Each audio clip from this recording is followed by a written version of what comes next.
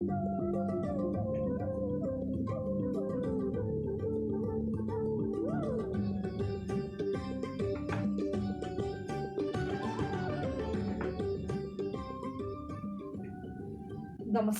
साँझ 5:45 को गणतन्त्र खबरमा तपाईलाई स्वागत छ। खबरको साथमा म सबिना। सुरु गरौँ खबरका प्रमुख प्रसङ्गहरूबाट। कांग्रेसको महाधिवेशन भदौमा गर्ने प्रस्ताव, पत्रकारिता क्षेत्रका विकृतिलाई सुधार गर्नेतर्फ अर्जुन दृष्टि रहेको प्रविधि मन्त्री पार्वत गुरुङको भनाई। जसपाद्वारा मूल्य वृद्धि विरुद्ध थाल र ग्यास सिलिन्डर सहित प्रदर्शन, बैतडी घटनामा कांग्रेसको विरोध, ओली सरकारको पतन अब धेरै टाढा नभएको जिकिर।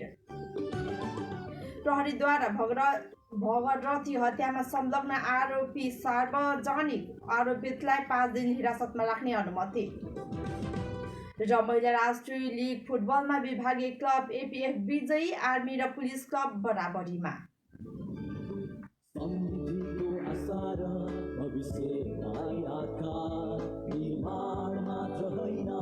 सपना बन्छ साकार, Annapurna OPC cement, Annapurna OPC cement, Annapurna OPC cement, Annapurna OPC cement.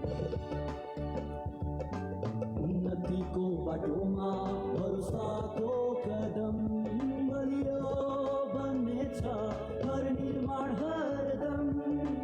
Annapurna OPC cement, Annapurna OPC cement, हर भरोसाको आधार अन्नपूर्ण ओपीसी सिमेन्ट र अन्नपूर्ण ओपीसी सिमेन्ट।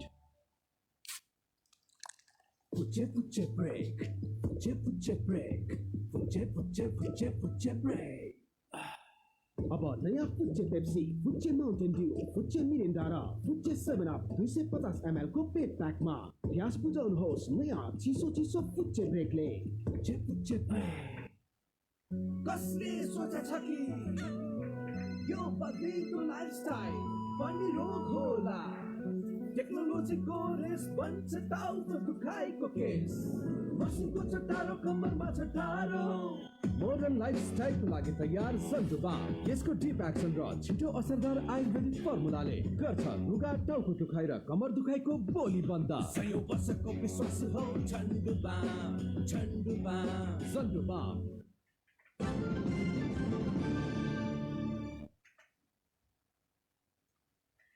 तपाईँ हामीलाई www.गणतन्त्रखबर.com लगइन गरी संसारभरि प्रत्यक्ष सुन्न सक्नुहुनेछ। खबर अब विस्तारमा। सञ्चार तथा सूचना प्रविधि मन्त्री पार्वत गुरुङले पत्रकारिता क्षेत्रका विकृति विसङ्गतिलाई हटाई सम्मानित र जवाफदेही बनाउन आफ्नो ध्यान केन्द्रित रहेको बताउनु भएको छ। आज नेपाल पत्रकार महासङ्घको 26औं महाधिवेशनमा बोल्दै मन्त्री गुरुङले आफ्नो एकमात्र ध्यान पत्रकारिता तथा आम सञ्चार क्षेत्रलाई सम्मानित र जवाफदेही बनाई गरिमालाई उच्च राख्नुतर्फ रहेको बताउनु भएको हो। पत्रकारिता क्षेत्रमा रहेका विकृति विसङ्गति र अनुशासनहीन गतिविधिहरूलाई कसरी सुधार गर्न सकिन्छ भन्नेमा आफ्नो अर्जुन दृष्टि रहेको उहाँको भनाइरहेको थियो। संविधानले दिएको प्रेस स्वतन्त्रता र वाक स्वतन्त्रता प्रति आफूले सम्मान गर्ने भन्दै उहाँले सरकारले प्रेस स्वतन्त्रता र वाक स्वतन्त्रतालाई नियन्त्रण गर्न खोजेको भन्दै शङ्का नगर्न पनि उहाँले आग्रह गर्नुभएको छ। मन्त्री गुरुङले पत्रकारहरूले भोग्ने गरेको प्रेस पासको समस्या समाधान गर्न आफूले ध्यान दिएको बताउनुभयो। प्रेस पास नवीकरण हुला कार्यबाट गर्न सकिने निर्णय गरिएको उहाँको भनाइरहेको छ। प्रेस पास वर्षैपछि नवीकरण गर्ने व्यवस्थाको अन्त्य गर्दै प्रेस पासको अवधि न्यूनतम 5 वर्ष पुर्याउनका लागि मन्त्रालयको तर्फबाट प्रक्रिया अगाडि बढाउने पनि उहाँले जानकारी दिनुभयो। त्यसै गरी पत्रकारिता क्षेत्रलाई गुणस्तरीय बनाउनका लागि पत्रकारका लागि प्रशिक्षण केन्द्र स्थापनाको निम्ति आगामी आर्थिक वर्षमा नीति कार्यक्रम तथा बजेट ल्याउने मन्त्री गुरुङको भनाइरहेको छ। उहाँले अनलाइन सञ्चार माध्यमहरू पौष मसान्तसम्म नवीकरण गरिसक्नुपर्ने व्यवस्थाको अन्त्य गर्दै वर्षभरि नवीकरण गर्न सकिने व्यवस्था गर्ने प्रतिबद्धता पनि व्यक्त गर्नुभयो। लोक कल्याणकारी विज्ञापन अनलाइन सञ्चार माध्यम तथा केबल टिभीलाई पनि दिन सकिने गरी कार्यविधि बनाउने तथा लोक कल्याणकारी विज्ञापनको कोष वृद्धि गर्ने पनि उहाँको भनाइरहेको छ। मन्त्री गुरुङले जुन सूचनाको माध्यमबाट हिंसा, अशान्ति, द्वन्द्व सिर्जना हुन्छ त्यसको व्यवस्थापनको बारेमा सोच्दै सरकारले सामाजिक सञ्जाल व्यवस्थापन निर्देशिका ल्याउनेतर्फ आफ्नो ध्यान गएको बताउनुभयो। सोसल मिडियाहरू पनि कानुनी प्रक्रियामा आउनुपर्ने उहाँको भनाइरहेको छ। नेपाली काङ्ग्रेसको 14औं महाधिवेशन भदौमा गर्ने प्रस्ताव गरिएको छ। केही बेर अघि सुरु भएको केन्द्रीय कार्य समिति बैठकमा भदौ 7 गतेदेखि 10 गतेसम्म महाधिवेशन गर्ने प्रस्ताव गरिएको हो। काङ्ग्रेसका प्रवक्ता विश्वप्रसाद शर्माका अनुसार केन्द्रीय समिति बैठक सुरु भइसकेको छ। वरिष्ठ नेता रामचन्द्र पौडेलले जेठमा महाधिवेशन गर्नुपर्ने अडान राख्नु भएको थियो। पौडेल र सभापति शेरबहादुर देउवाबीच सहमतिपछि भदौमा महाधिवेशन गर्ने गरी केन्द्रीय समितिमा प्रस्ताव गरिएको हो। छलफलपछि केन्द्रीय समितिले यो प्रस्ताव पारित गरेमा भदौमा महाधिवेशन हुनेछ। भदौमा महाधिवेशन गर्न देउबा नेतृत्वको कार्य समितिको म्याद थप गर्नुपर्ने हुन्छ। संविधानको व्यवस्था अनुसार अब 6 महिना म्याद थप गर्न मिल्छ। सभापति देउबाको कार्यकाल फागुन 19 गतेसम्म रहेको छ। काङ्ग्रेसले दिउँसो 2 बजे केन्द्रीय समिति बैठक बोलाएको थियो।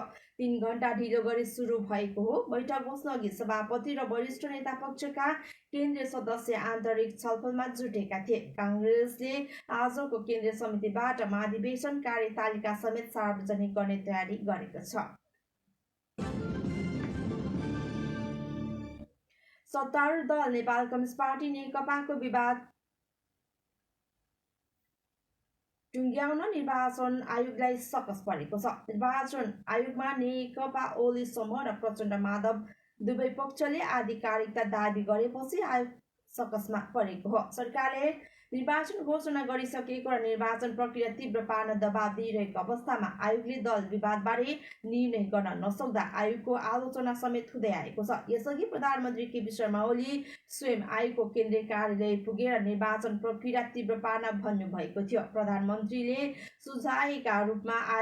सुझावका रूपमा आयोगलाई यस्तो भने पनि निर्वाचन चिन्ह र नेकपाको वैधानिकता कसलाई र कुन आधारमा दिने भन्नेमा आयोगले निर्णय गर्न पनि सकेको छैन। सामान्यतया दल ऐन अनुसार बहुमत पक्षलाई आधिकारिकता दिनुपर्ने भए पनि आयोगले त्यसलाई व्यवस्था गर्दै ढिलाइ गर्दै आइरहेको छ। सरकारको निर्वाचन मिति घोषणा अनुसार अब 2.5 महिना पनि समय छैन। यस्तो बेला आयोगलाई निर्वाचन आचार संहिता जारी गर्न सरकारी पक्षले दबाब दिइरहेको छ। आयोगको उच्च स्रोत भन्छ नेकपाको विवाद निकै जेरिएको छ। निर्वाचन आचार संहिता र दलको आधिकारिकता बारे आयोगले एकैपटक निर्णय गर्छ। स्रोतका अनुसार यी विषयमा आयोगले विभिन्न कोणबाट छलफल गरिरहेको छ, जसमा नेकपामा विवादको जड रहेको सूर्य चिन्ह फ्रिज गर्ने विषयमा समेत छलफल भइरहेको छ। सूर्य चिन्ह बारे विभिन्न कोणबाट छलफल भइरहेको छ। त्यो भनेको सूर्य चिन्ह फ्रिज गर्ने र दुवै पक्षलाई अर्को चुनाव चिन्ह दिने पनि एक विकल्पको रूपमा छलफल भएको छ।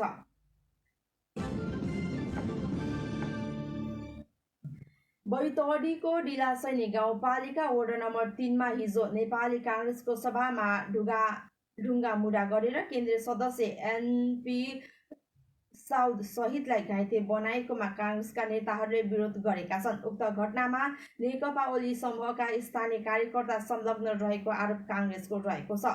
साउद डिला सङ्ग्रौला र नेवी सङ्घ पूर्व अध्यक्ष नयन सिंह महरा सहभागी कार्यक्रममा नेकपा ओली समूहले आक्रमण गरेको आरोप काङ्ग्रेसको रहेको छ। उक्त घटनाको काङ्ग्रेसका उपसभापति विमलेन्द्र निधिले निन्दा गर्नुभएको छ। यस्ता घटना हुनुमा सत्ता नेतृत्वको निरङ्कुश र सर्वसत्तावादी चरित्रको प्रतिबिम्ब भएको निधिको भनाइरहेको छ। यस्ता कार्यकर्ता पूरक आक्रमणबाट तर्सेर काङ्ग्रेस अभिव्यक्ति स्वतन्त्रता र सभा सम्मेलन गर्ने अधिकारको प्रयोगबाट पछि हट्ला भन्ने कसैले सोचेको छ भने त्यो फगत दिवा स्वप्न मात्र हो। यो आक्रमण सत्तारूढ पार्टी नेतृत्वको सोच र शैलीलाई कार्यकर्ताहरूले अनुसरण गर्दाको नतिजा हो भन्ने रूपमा हामीले लिएका छौँ। प्रश्न भन्नुपर्दा यो घटना सत्ता नेतृत्वको निरङ्कुश सर्वसत्तावादी र अलोकतान्त्रिक चरित्रको प्रतिबिम्ब हो, निधिले भन्नुभयो। घटनापछि नेपाल तरुण दलका अध्यक्ष जिद जङ बस्नेतले विज्ञप्ति जारी गर्दै यस्ता आक्रमण भइरहे तरुण दल चुप लागेर नबस्ने बताएका छन्। भारतको सिक्किम राज्य सडक मार्गबाट नेपालसँग जोडिएको छ। पाँचरको याङबरङ गाउँपालिका 2 चिवा भन्ज्याङ स्थित नेपाल भारत सीमा क्षेत्रसम्म सिक्किम राज्य सरकारले सडक विस्तार गरेको हो। पुष्पलाल मध्य पहाडी लोक मार्गको उद्गम बिन्दु चिवा भन्ज्याङमा सिक्किमबाट समेत सडक विस्तार भएपछि सडक मार्गबाट आवत जावत सम्भव भएको छ। सिक्किम राज्य सरकारले नेपालको सीमासम्म सडक विस्तार गर्ने कार्यलाई प्राथमिकतामा राखेको थियो। सोही अनुसार सिक्किम पहिलो पटक सडक मार्गले नेपालसँग जोडिएको हो। सिक्किम भारतले करिब 2 हप्ता अगाडि सडकको ट्र्याक चिवा भन्ज्याङमा 10 गजासम्म विस्तार गरेको हो। सडकको ट्र्याक खोलिएपछि सिक्किमका स्थानीय सरकारी अधिकारी, जनप्रतिनिधिहरू तथा निर्माण व्यवसायीहरूले चिवा भन्ज्याङ क्षेत्रको अवलोकन समेत गरेका थिए। भागीरथी हत्यामा संलग्न आरोपीलाई आज प्रहरीले सार्वजनिक गरेको छ। दोगडा केदार गाउँपालिका 7 की भागीरथीको बलात्कारपछि हत्या गरेको अभियोगमा पक्राउ परेका अन्दाजी 18 वर्षीय दिनेश भट्टलाई पत्रकार सम्मेलन गरी आज दिउँसो सार्वजनिक गरिएको हो। भट्टले हत्याको आरोप स्वीकारिसकेको प्रहरीले जनाएको छ। भागीरथी अध्ययनरत सनातन धर्म माध्यमिक विद्यालयमा कक्षा 11 मा पढ्ने दिनेशले माघ 21 गते भागीरथीको पिछा गर्दै लभ लेक सामुदायिक वनमा एक्लै भएको मौका छोपेर लडाएर हत्या गरेको बताएका छन्। भट्टले भागीरथीको घाँटी थिचेर हत्या गरेको तर बलात्कार नगरेको बयान दिएका छन्। भट्टलाई 5 दिन हिरासतमा राखेर अनुसन्धान गर्न जिल्ला अदालत बैतडीले प्रहरीलाई अनुमति दिएको छ। दिनेश विरुद्ध जबरजस्तीकरण र जान मुद्दामा अनुसन्धानका लागि हिरासतमा राखेर अनुसन्धान गर्न अदालतले 5 दिनको म्याद दिएको सुदूरपश्चिम प्रदेश प्रहरी प्रमुख उत्तमराज सुवेदीले बताउनुभयो। बीपी कोइराला स्वास्थ्य विज्ञान प्रतिष्ठान धरानका फ्याकल्टीहरूले उपकुलपतिको कार्यकक्षमा ताला लगाएका छन्। आफ्ना मागहरू पूरा गर्नतर्फ चासो नदिएको भन्दै चिकित्सा तथा दन्त चिकित्सक शिक्षण कल्याण समाजले आज ताला लगाएको हो।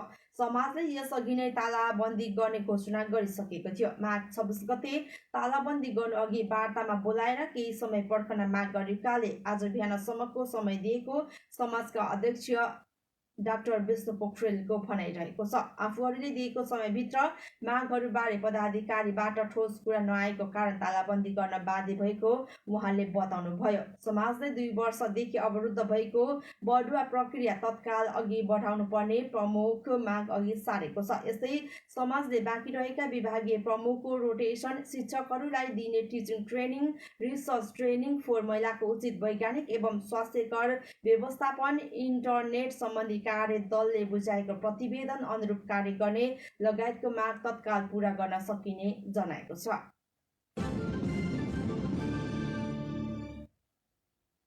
जनता समाजवादी पार्टी अर्थात् जसपाले पेट्रोलियम पदार्थको मूल्य वृद्धि विरुद्ध खाली थाल र खाना पकाउने ग्यासको खाली सिलिन्डर सहित प्रदर्शन गरेको छ। मूल्य वृद्धि सहित प्रतिनिधि सभा विघटनको असंवैधानिक कदम, महिला हिंसा तथा जातीय विभेद विरुद्ध जसपाले काठमाडौँको माइती घर मण्डलामा प्रदर्शन गरेको हो। प्रदर्शनमा सहभागीहरूले सरकार विरोधी नारा लेखिएका प्लेकार्ड, रित्तो खाना पकाउने ग्यासको सिलिन्डर र थाल बोकेका थिए। प्रदर्शनकारीहरूले खाली थाल ठटाएर सरकारको विरोध समेत गरेका हुन्।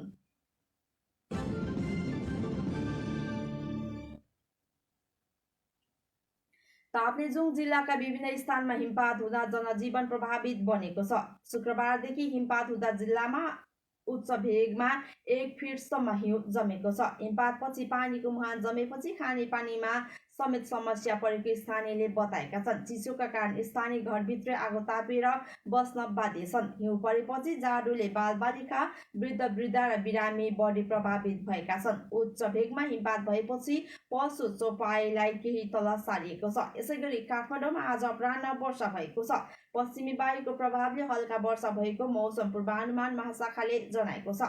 काठमाडौँमा हल्का वर्षा भएको हो। हिमाली भेगमा हिमपात र पहाडी क्षेत्रमा फाटाफुटा वर्षा हुने र तराईमा बादल लाग्ने सम्भावना छ। मौसमविद गंगा नगरकोटीले भन्नुभयो। उहाँका अनुसार फाटाफुटा वर्षा र मेघगर्जन शुक्रबारसम्म हुने सम्भावना छ। शुक्रबारदेखि पश्चिमी वायु कमजोर हुने र मौसम सफा हुने उहाँले बताउनुभयो। खबरमा अब छोटो व्यापारिक विश्रामको पालो। आयो आयो आयो दिन आयो दुई बल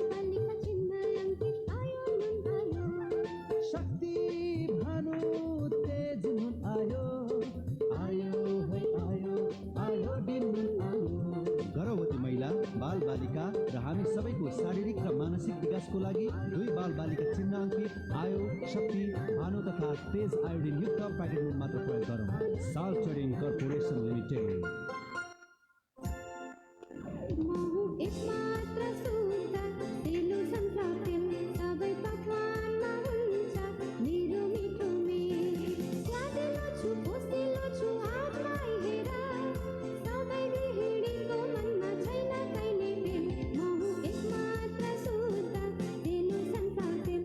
मिठो अनि स्वादिलो कोलेस्ट्रोल फ्री शुद्ध सेलो सनफ्लावर तेलमा पकाएको परिकारको मजा नै अर्को।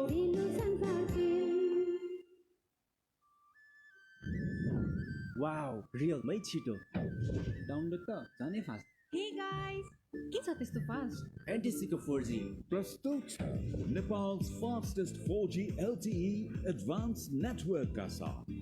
यो त साँच्चै नै फास्ट रहेछ। पछिल्लो पुस्ताको NT4G LTE बिना रोकटोक 250 Mbps सम्मको डाउनलोड साथै HD मुभिज को भरपूर मजा। NT4G LTE सुचारू गर्नका लागि डायल गर्नुहोस् *444# नेपाल टेलिकम राष्ट्रको सञ्चार।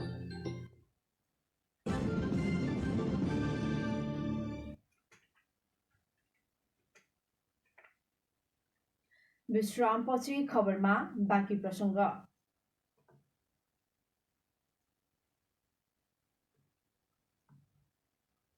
नेपालमा पछिल्लो 24 घण्टामा थप 125 जनामा कोरोना संक्रमित पुष्टि भएको छ। स्वास्थ्य तथा जनसङ्ख्या मन्त्रालयका अनुसार पछिल्लो 24 घण्टामा थप 125 जना कोरोना संक्रमित थपिएका हुन्। यो सँगै नेपालमा हालसम्म संक्रमित हुनेको संख्या 2,73,070 पुगेको छ। पछिल्लो 24 घण्टामा 91 जना कोरोना संक्रमण मुक्त भएका छन्। यो सँगै कोरोना संक्रमण मुक्त हुनेको कुल संख्या 2,69,394 पुगेको छ। पछिल्लो 24 घण्टामा काठमाडौँ उपत्यकामा थप 60 जनामा कोरोना संक्रमित भएको छ। काठमाडौँका 45, ललितपुरका 9 र भक्तपुरका 6 जनामा कोरोना संक्रमित भएको हो। स्वास्थ्य मन्त्रालयका अनुसार पछिल्लो 24 घण्टामा कोरोनाबाट कसैको पनि मृत्यु भने भएको छैन। यसैगरी सरकारले आगामी 23 गते फागुनदेखि 60 वर्ष माथिका ज्येष्ठ नागरिकलाई कोभिड-19 विरुद्धको खोप दिने भएको छ। आज बसेको स्वास्थ्य मन्त्रालयको इन्सिडेन्ट कमान्ड सिस्टमको बैठकले 23 गते फागुनदेखि 60 वर्ष माथिका ज्येष्ठ नागरिकलाई खोप दिने निर्णय गरेको हो। 60 वर्ष माथिका करिब 28 लाख जनसङ्ख्या होलान्। मन्त्रालयका प्रवक्ता डाक्टर जागेश्वर गौतमले भन्नुभयो, 20 लाख खोप सेरम इन्स्टिच्युट अफ इन्डियासँग खरिद गरेर ल्याउँदैछौँ। कोभ्याक्स मार्फत पनि आउँदैछ। त्यसैले खोपका अभाव भने हुँदैन। यसअघि मन्त्रालयले 55 वर्ष माथिकालाई खोप दिने योजना अनुरूप आन्तरिक तयारी गरेको थियो। खोप व्यवस्थापनका लागि अहिले 60 वर्ष माथिका नागरिकलाई प्राथमिकतामा राखेको भन्दै उहाँले छिट्टै 55 र त्योभन्दा कम उमेर समूहका मानिसहरूले खोप लगाउन पाउनेछन्।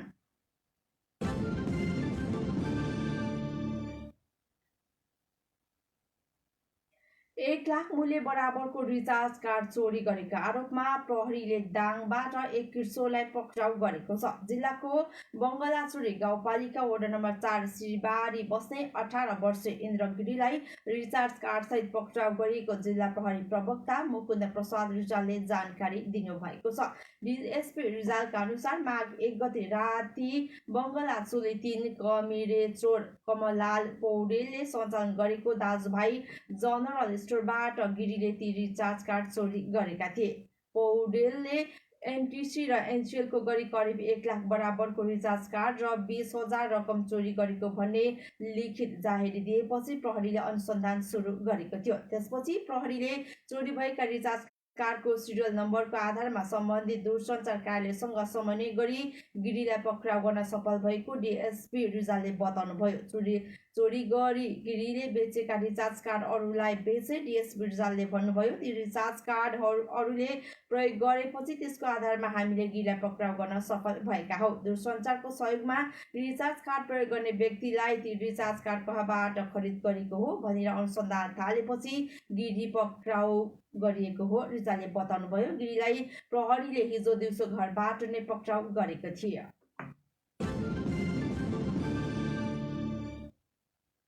नेपाल आयल निगमले पेट्रोलियम पदार्थको मूल्य वृद्धि गरेको छ। निगमले डिजेल, पेट्रोल, मट्टीतेल, आन्तरिक हवाई इन्धनको मूल्य प्रति लिटर 2 रुपैयाँका दरले वृद्धि गरेको हो। मूल्य वृद्धिपछि काठमाडौँ उपत्यकामा पेट्रोल प्रति लिटर 114, डिजेल तथा मट्टीतेलको 97 र आन्तरिक हवाई इन्धनको मूल्य प्रति लिटर 67 रुपैयाँ कायम गरिएको निगमले जनाएको छ। वृद्धि गरेको मूल्य हिजो राति 12 बजेदेखि लागू भएको हो। निगमले मूल्य समायोजन पश्चात पनि निगमलाई पेट्रोलमा प्रति लिटर 5 रुपैयाँ 82 पैसा, डिजेलमा प्रति लिटर 4 रुपैयाँ 13 पैसा र खाना पकाउने एलपी ग्यासमा 295 रुपैयाँ 83 पैसा घाटा रहेको बताएको छ।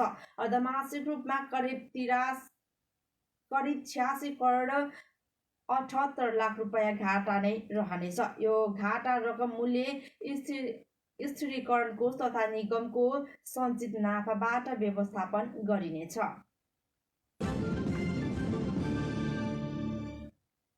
खबरको अन्तमा एउटा खेल प्रसङ्ग।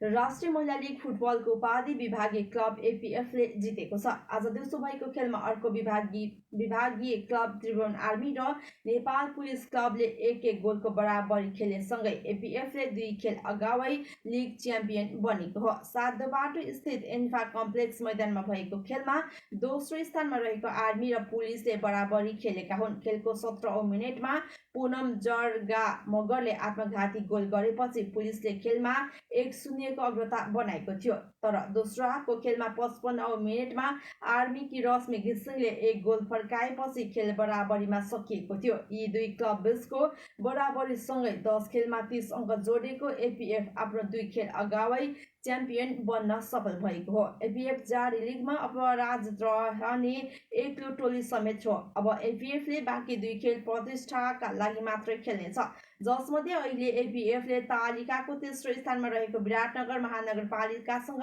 प्रतिस्पर्धा गरिरहेको छ। पुलिससँग बराबरी खेलेको आर्मी पनि जारी लिगको उपविजेता बनेको छ। आर्मीले 11 खेलमा 26 अङ्क जोडेको छ। यस्तै 11 खेलमा 15 अङ्क जोडेको पुलिस क्लब चौथो स्थानमा उक्लिएको छ। प्रतियोगिताको उपाधि जितेसँगै एपीएफले 10 लाख नगद पुरस्कार पक्का गरेको छ। यस्तै उपविजेता बनेको आर्मीले पनि 8 लाख नगद पक्का गरेको छ। अब प्रतियोगितामा तेस्रो हुनेले 5 तथा चौथो हुनेले 3 लाख प्राप्त गर्नेछ।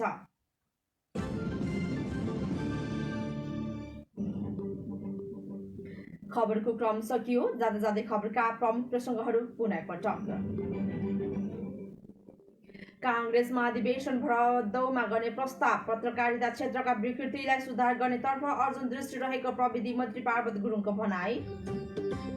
जसपाद्वारा मूल्य वृद्धि विरुद्ध थाल र ग्यास सिलिन्डर प्रदर्शन बैतडी घटनामा काङ्ग्रेसको विरोध ओली सरकारको पतन धेरै टाढा नभएको जिकिर। प्रहरीद्वारा भागरथी हत्यामा संलग्न आरोपी सार्वजनिक आरोपितलाई 5 दिन हिरासतमा राख्ने अनुमति। र राष्ट्रिय महिला लिग फुटबलमा विभागीय क्लब एपीएफ विजयी, आर्मी र पुलिस क्लब बराबरी। हस्त गणतन्त्र खबर अहिलेलाई यति नै। बिहान 7:45 बजे गणतन्त्र खबर लिएर सहकर्मी गोपाल आउनु नै हुनेछ। तबसम्मको लागि प्राविधिक संयोजनमा साथ दिनुहुने सनिसलाई धन्यवाद भन्दै म सबिना बिदा हुन्छु। नमस्ते।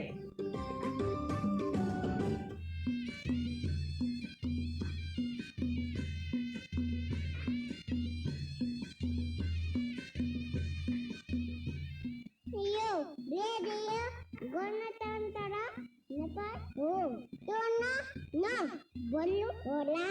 95.1 मेगाहर्जमा